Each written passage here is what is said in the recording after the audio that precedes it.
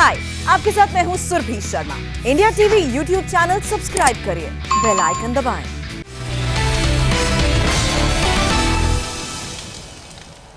आज पश्चिम बंगाल में तीसरे राउंड का चुनाव प्रचार रुक गया। मैं आपको बताऊंगा तीसरे राउंड में कितना बैटल ग्राउंड बदला है। तीसरे राउंड में सबकी नजर डायमंड हार्बर पर है, जहां दीदी के भतीजे अभिषेक बनर्जी की साख दांव पर लगी है। हावड़ा, उल्लूबेरिया, हुगली मिलाकर कुल 31 सीटों पर 6 अप्रैल को वोटिंग है। तीसरे राउंड में बीजेपी ने दीदी के लिए क्या प्लान बनाया है, टीएमसी की स्ट्रेटेजी क्या है और आज के चुनाव प्रचार में क्या क्या हुआ, इसकी एक एक खबर हम आपको देंगे। आज बंगाल में कोल स्कैम ऑडियो टेप पर जबरदस्त बहस हुई। नंदीग्राम से लिखी चिट्ठी पर इलेक्शन कमीशन का जवाब आया और टीएमसी ने उस पर हैरान करने वाली प्रतिक्रिया दी। योगी बंगाल में आज दीदी पर जमकर बरसे तो केरल में राहुल नए कलेवर और अंदाज में दिखे। हर एक खबर आपको बताएंगे, लेकिन सबसे पहले बात मोदी की उस तस्वीर की जो कल से चर्चा में है। प्रधानमंत्री मोदी ने जिनसे बात की उनका नाम जुल्फिकार अली है, जो सोनारपुर रैली में आए थे। प्रधानमंत्री ने इनसे रुक कर बात की, जो तस्वीर सबसे बड़ी खबर बन गई। हमारे संवाददाता अमित पालित और उनके सहयोगी चंद्रभान ने जुल्फिकार को ढूंढ निकाला, उनसे बात की कि प्रधानमंत्री से मिले तो क्या हुआ। प्रधानमंत्री मोदी बंगाल के चुनाव में लगातार कैंपेनिंग कर रहे हैं। कैंपेनिंग की तस्वीरें भी आप देख रहे हैं, लेकिन एक ऐसी तस्वीर सामने आई उनके कैंपेनिंग के बाद। उन्होंने एक रैली की थी सोनारपुर में और सोनारपुर की रैली से एक तस्वीर आई और इस तस्वीर ने धीरे धीरे इस तरह से लोगों को अपनी चपेट में ले लिया, क्योंकि ये तो वायरल हो गया ना तस्वीर। वो तस्वीर ये थी। हर कोई जानना चाहता था कि आखिरकार ये शख्स कौन है जो इसे प्रधानमंत्री मोदी इतने गौर से सुन रहे हैं। देखिए, उत्सुकता इसलिए भी थी क्योंकि बीजेपी को लेकर लगातार ये कहा जाता है कि बीजेपी मुस्लिम विरोधी है। और यहाँ पर आपको जो शख्स नजर आ रहे हैं, आप देख सकते हैं कि उन्होंने स्कल कैप लगा के रखा हुआ है, तो इसलिए मुस्लिम समुदाय से होंगे। हमने कोशिश की कि आखिरकार ये शख्स कौन थे, उनको तलाशें, और तलाशते आखिरकार हम उस शख्स तक पहुंच गए हैं। और इस वक्त वो मेरे साथ है, इनका नाम है जुल्फिकार अली। जुल्फी, आप तो वायरल हो चुके हैं, लगातार हर कोई जानना चाहता है कि कौन है ये शख्स जिसको प्रधानमंत्री मोदी इतना गौर से सुन रहा था। पूरी कहानी जरा बताइए। एक्चुअली वो जब अपने गाड़ी से उतरने के बाद पहले व्यक्ति आदित्य पांडे जी थे, साउथ कोलकाता के, वो पार्टी के ट्रेजरर हैं। दूसरा व्यक्ति मैं था। दूसरे व्यक्ति में उन्होंने क्योंकि एसपीजी ने खास करके कह दिया था कि आप उनके करीब भी ना जाएं, वरना आप लोगों को हम लोग हटा सकते हैं और आप हमारे शक के घेरे में आ जाएंगे। तो बहुत सारा हम लोगों से बात उन्होंने लगभग 2 घंटे पहले से बोल दिया गया था, पर ये राष्ट्र हित में जब कोई काम करता है, या मेरे पिताजी जब मैं छोटे था तो बहुत बार मुझे डांटते थे, मारते थे पढ़ाने के लिए, तो वो मुझे बहुत बुरा लगता था उस वक्त। आज मुझे पता चलता है कि उन्होंने उस वक्त मारा था तो मैं यहाँ पर हूँ, तो मोदी जी अगर देश के लिए एनआरसी, सीए, नोटबंदी ये सब जो करते हैं ना, तो आज हम लोगों को बहुत बुरा लगता है। तो इसलिए मैं ऐसा प्रमाण आप लोगों को दिखाऊंगा जो आपके चैनल के लिए और देश के लिए काफ़ी आसानी होगा। ये देखिए, ये मेरा नाम है, आप अच्छी तरह देख पा रहे हैं, जुल्फिकार अली। मेरे पिताजी का नाम है अब्दुस साजिद। तो मैं सचमुच में मुसलमान ही हूँ। ऐसा नहीं है कि वहाँ पर कोई मुझे बना कर लेके गया था और उन्होंने मुझसे सबसे पहला वर्ड पूछा कि आपका नाम क्या है, क्योंकि शायद आप होली में भी बहुत देखते होंगे कि स्कल कैप पहन लेते हैं। तो इसलिए एक बाप ने अपने बेटे से पूछा कि तेरा नाम क्या है। तो मुझे उस वक्त बहुत रोना आ गया था कि मैं बहुत भावुक हो गया था कि वो मेरे करीब आके मुझसे ही पूछ रहे कि तुम्हारा नाम क्या है। तो मैंने अपना नाम बताया कि जुल्फिकार अली मेरा नाम है। तो बोले क्या बनना चाहते हो, क्या करना चाहते हो, आगे तुम्हारा क्या एम्बिशन है। मैंने साफ लफ्ज़ों में उन्हें भी कहा, आपको भी कह रहा हूँ आपके चैनल के माध्यम से, पूरे देश को, जनता को ये बात, ना मुझे काउंसलर बनना है, ना मुझे एमएलए बनना है, ना मुझे एमपी बनना है, सिर्फ देश हित में ही काम करना। तो वो मेरे और करीब आ गए। तब वो साधारण परिवार से हूँ, 8-10 साल पहले मैं महाराष्ट्र मुंबई में रहता था और डोमिनोस कंपनी में काम करता था। रेलवे स्टेशन में 3 रुपए का टिकट कटा के मैं सो जाता था और पैसे रहते थे, मैं खा नहीं पाता था। मैंने बहुत बुरा वक्त देखा है, इतना बुरा वक्त देखा है कि कोई बोलता था कि मैं अपने घर में सोने दूंगा पर तुम्हारी बीवी के साथ संपर्क करना चाहता हूँ। ऐसा वक्त मैंने देखा है। पर आज के डेट में, आज 7 साल से, मैं 7.5 years हो गया, मैं जिस दिन से मोदी जी को अपना आइडियल, अपना गुरु या जो भी समझ ली मैंने माना, मार्गदर्शक, उस दिन से मैं कभी पीछे पलट के नहीं देखा। अमित पालित हमारे सहयोगी इस वक्त हमारे साथ जुड़ रहे हैं। अमित, जब से हमने जुल्फिकार और प्रधानमंत्री की एक साथ तस्वीर देखी थी तो मन में सवाल उठ रहा था कि मुलाकात हुई, क्या बात हुई और कितनी खूबसूरत बात हुई, किस तरह से प्रधानमंत्री इंस्पायर किए हैं जुल्फिकार को, यह सब आपसे बातचीत में उन्होंने कहा है।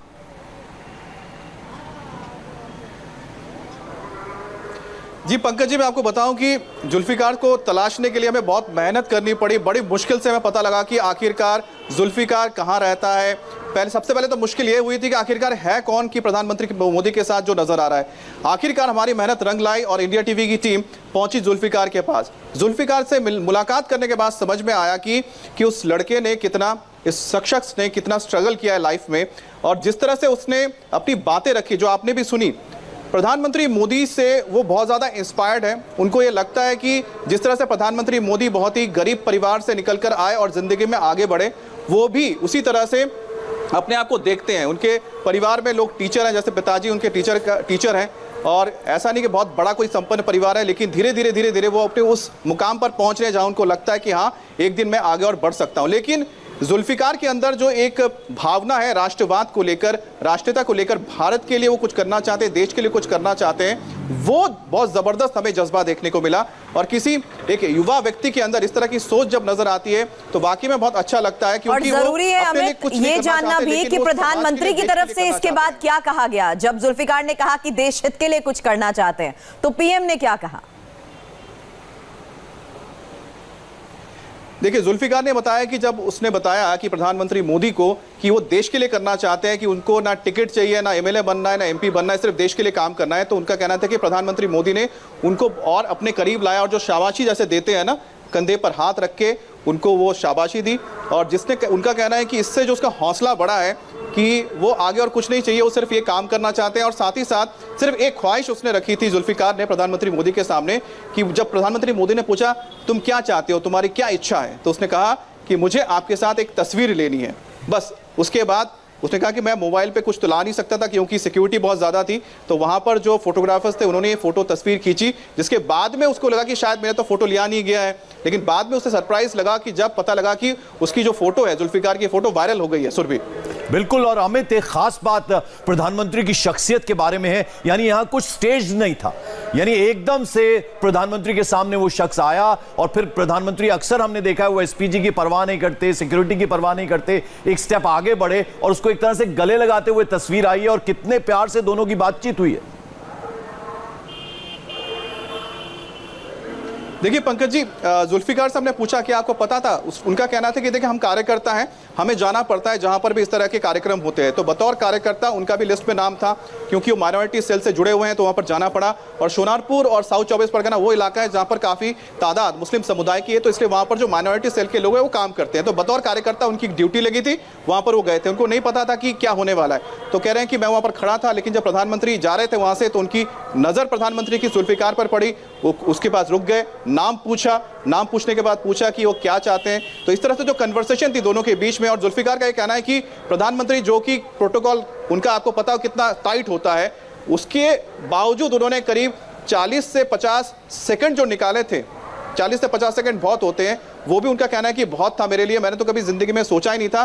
और उसने अपनी कहानी बताई कि उनकी जो पत्नी है, उनकी पत्नी ने कहा था कि इस बार मत जाओ, कुछ काम था उनको घर पे, कि आप मना कर दो, बाद में जाना। लेकिन वो बोल रहे थे कि नहीं हम चाहते हैं क्योंकि काम मिला है। उनकी पत्नी भी वहां गई थी। हजारों लोगों और शायद की ये दोनों भीड़ लिए के बहुत बड़ा बीच सरप्राइज था, क्योंकि जुल्फिकार को वो ये इतना मौका भावुक हो गए मिला इस बात को कि वो लेकर। सीधे प्रधानमंत्री के पास पहुंच गए, उनसे बातचीत की। लेकिन ये पल कितना खास है उनके लिए, क्योंकि जब वो आपसे भी बात कर रहे थे तो काफी भावुक हुए और ये भी बताया कि किस तरह का स्ट्रगल जो प्रधानमंत्री अक्सर जिक्र करते हैं कि एक आम व्यक्ति भी बहुत कुछ खास कर सकता है, वही कोशिश अब जुल्फिकार खुद भी कर रहे हैं। बिल्कुल सुरभि, जो इंस्पिरेशन अच्छा लगता है कि कोई पॉजिटिव चीज़ों को ले रहा है। जिस तरह से जुल्फिकार ने बताया कि जब मुंबई में रहते थे, डोमिनोज में काम करते थे, नौकरी चले गई, उनको प्लेटफॉर्म पे रहना पड़ा, खाने के लिए पैसे नहीं होते थे, उनको लगा था कि शायद ज़िंदगी अब आगे तो बढ़ ही नहीं सकती, ज़िंदगी ख़त्म हो गई है। लेकिन उनका कहना है कि जब मैं प्रधानमंत्री मोदी को मैंने सुनना शुरू किया, वो सुनते हैं क्योंकि वो बता रहे हैं कि फेसबुक वगैरह में प्रधानमंत्री को सुनते रहते हैं, वो ट्रैक करते थे कि प्रधानमंत्री मोदी कहाँ जाते हैं, क्या करते हैं, क्या बोलते हैं। उससे जुल्फिकार का कहना है कि इतना ज़्यादा इंस्पायर्ड हुए कि उनको अपनी ज़िंदगी में वो फाइट करने का जज्बा आया और वही वजह है कि पिछले कुछ सालों में अपने आप को उस मफलूसी से निकाल सके। बिल्कुल अमित, बने रहे आप हमारे साथ। अमित से बातचीत में जुल्फिकार ने और क्या कुछ कहा, क्या महत्वपूर्ण बातें उन्होंने अमित को बताई, जरा उस बातचीत का आगे का हिस्सा और सुन लेते हैं। अच्छा हो गया तो शायद ऐसा था। आज मेरा 2 रेस्टोरेंट है जो लीज में मैंने लेकर रखा है। मिंटू पार्क के पास एक है और एक पार्क स्ट्रीट में है। यहाँ फ्लैट है 3-4। मेरे पापा टीचर हैं और मेरी मम्मी भी टीचर है, दोनों ही अभी हैं। पापा रिटायर हो गए। पापा पार्क सर्कस प्राइमरी स्कूल के टीचर थे। मैं थोड़ा बचपन से शरारती था और मेरा बचपन से एक सपना था कि मैं पाकिस्तान के बॉर्डर में जाके पाकिस्तानियों को मारूं। ये मेरा आज भी वही सपना है। अगर ये सपना पूरा हो जाए, मुझे कुछ बिल्डिंग बनाना नहीं, कुछ ये नहीं करा। देखिए, जिसके पास खोने का कुछ नहीं रहता उससे खतरनाक इंसान कुछ नहीं रहता, कोई नहीं रहता।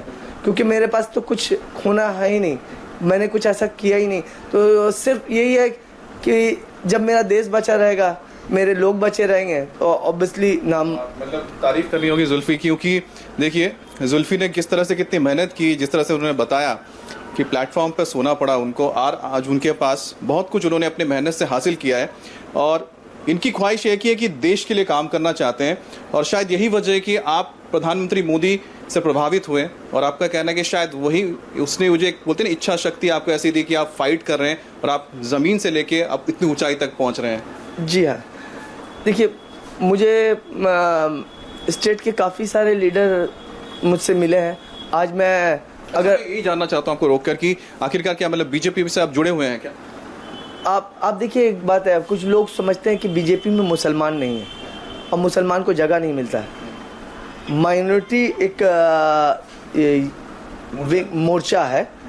माइनॉरिटी के मतलब होता है मुस्लिम, सिख, क्रिश्चियन, ईसाई, बुद्ध, जैन, सभी धर्म के। मैं नेशनल प्रेसिडेंट के बारे में बता रहा हूँ, उनका नाम है जमाल सिद्दीकी। पार्टी अगर कहीं भी भेदभाव चाहता तो किसी और भी कोई जैन को ले आता। वेस्ट बंगाल के प्रेसिडेंट है, उनका नाम है अली हुसैन। पार्टी अगर भेदभाव चाहता, गुरविंदर सिंह बोल के किसी व्यक्ति को ले आता। मैं साउथ कोलकाता का प्रेसिडेंट हूँ और मेरा नाम जुल्फिकार अली है। तो ये मुझे बहुत गर्व होता है कि भाजपा ने कभी भी भेदभाव नहीं किया। मैं 100 बार 1000 बार खुद मन से बोलता हूँ जय श्री राम। मैं हर मंच में बोलता हूँ जय श्री राम। पता है क्यों? हमारे इस्लाम में किसी भी जगह अगर मना है किसी का दिल दुखाना तो हम लोग वो काम नहीं करते, पर किसी को खुश करना ये हर जगह इस्लाम के हर एक पन्ने में लिखा है कि आप दूसरे को खुश कर सकते। आप मेरे धर्म के बारे में आज तक किसी ने भी, बड़े नेता ने, किसी मिनिस्टर ने कभी भी ऐसा नहीं बोला कि आप इस्लाम विरोधी काम करो, राष्ट्र विरोधी काम करो, कुछ भी नहीं। आप अच्छे लोग के साथ बैठेंगे तो अच्छा सीखेंगे। आप शराबी के साथ बैठेंगे तो शराब पीना सीखेंगे। आप पत्ताखोर के साथ बैठेंगे तो वो पत्ता पीना सीखेंगे। आप स्पोर्ट्समैन के साथ बैठेंगे तो आप स्पोर्ट्स के बारे में नॉलेज करेंगे। आप अच्छे लोगों के साथ बैठेंगे, अच्छे लोगों के बीच मिलेंगे तो अच्छा ही राष्ट्र हित में ही बात आएगा। और इसके अलावा कुछ, वो मोदी का गू मेरे दिमाग में भरा, अगर आप बोलेंगे तो वो भी मैं मान लूँगा, क्योंकि वो अच्छी बात सिखाता है। अच्छी बात कभी बुरा नहीं होता, अच्छा तो अच्छा ही होता है। ये काला सामने से दिख रहा है स्क्रीन तो ये काला ही है, ये पीछे से वाइट है तो ये वाइट ही है, काला काला ही रहता, सादा सादा रहता, मुझे बताने की ज़रूरत नहीं। तो आपका जो सपना, जिस तरह से मुझे लग रहा है कि आप प्रधानमंत्री मोदी से इतना प्रभावित रहे, उन्होंने भी मतलब बहुत ही मुश्किल से इतने ऊपर आए हैं, मतलब बहुत गरीब परिवार से हैं, आप जानते हैं उनकी कहानी हर कोई जानता है। तो आपको भी कहीं ना कहीं लगता है कि शायद आप भी बहुत स्ट्रगल करके ऊपर आए हैं, और यही वजह कि शायद जब आप प्रधानमंत्री मोदी से कल जो मुलाकात हुई, तो एक बार फिर से हम जानना चाहेंगे, ज़रा समझाइएगा क्या आपके इमोशंस किस तरह से जब आपने देखा उनको?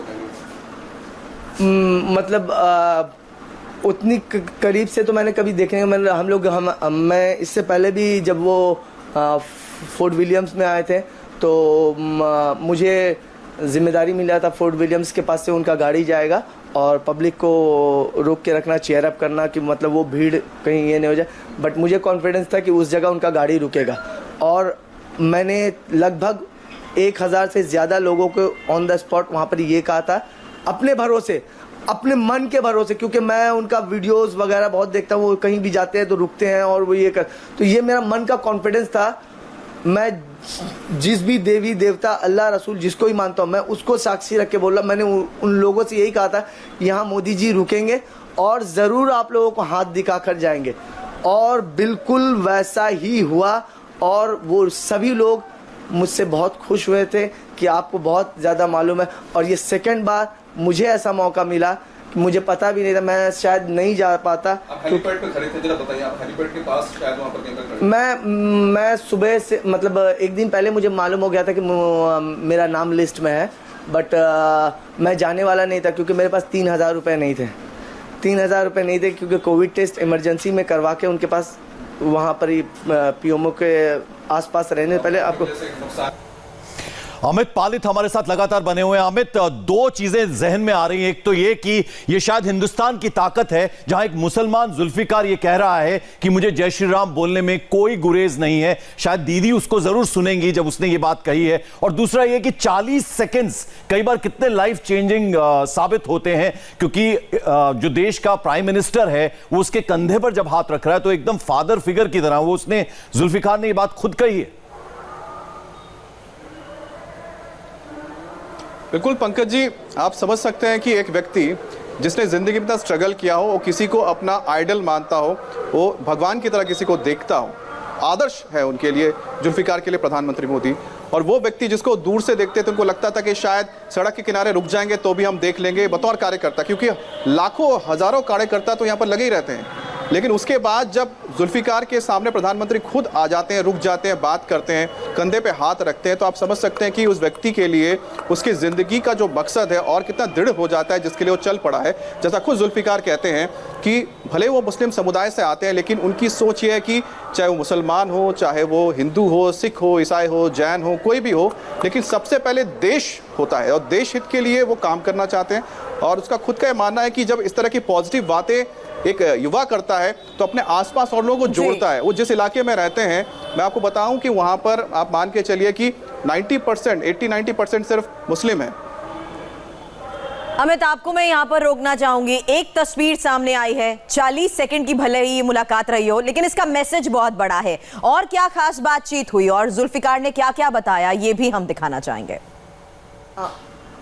उनको जब मैं देख रहा था तो उनका, हम लोग ऐसे देखते हैं ब्राउन कलर का उनका आई है, बट वो एक ब्लू, मतलब जिस तरह, मतलब मैं कैसे बताऊं, चमक है एक आंख में। और आप अगर स्किन को ऐसे छू देंगे तो वो स्किन, क्योंकि इतने करीब मुझे नहीं लगता है कि पीएमजी किसी के पास होंगे, और उनका स्किन को अगर आप ऐसे टच करके छू देंगे तो उनके स्किन फट जाएगी, ऐसे इतना लाल वो है। और बिल्ली की जैसा उनका आंख है, सुंदरता से, मतलब स्वयं मेरे सामने, मतलब ऐसा उस वक्त लगा था कि भगवान मुझे आशीर्वाद देने और अपना सब कुछ देने के लिए कि मैं तुम्हारे लिए बंगाल में आया हूँ। और मतलब तुम लोग बांग्लादेश में परिवर्तन ना हो जाओ, तुम लोग पाकिस्तान में परिवर्तन ना हो जाओ, तुम मुसलमानों को बचाने आया हूँ।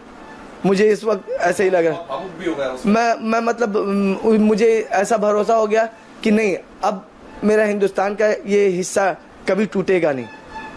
जब तक मोदी जी हैं यहाँ पर, ये देश में ही रहेगा। क्योंकि मुझे कभी कभी ऐसा भी डर लगता है कहीं ये हिस्सा टूट कर बिखर नहीं जाए। कोई बोलता है जय बांग्ला, कोई बोलता, मुझे तो भारत माता की जय, जय हिंद, कोई मतलब और असम में चुनाव प्रचार को बीच में रद्द कर दिल्ली लौटे गृह मंत्री अमित शाह एक हाई लेवल मीटिंग कर रहे हैं। उसकी डिटेल इस ब्रेक के बाद। हाय, आई एम सुरभि शर्मा। खबरों से अपडेट रहने के लिए India TV YouTube channel subscribe करिए, साथ में बेल आइकन जरूर दबाएं। जुड़े रहें इंडिया टीवी के साथ।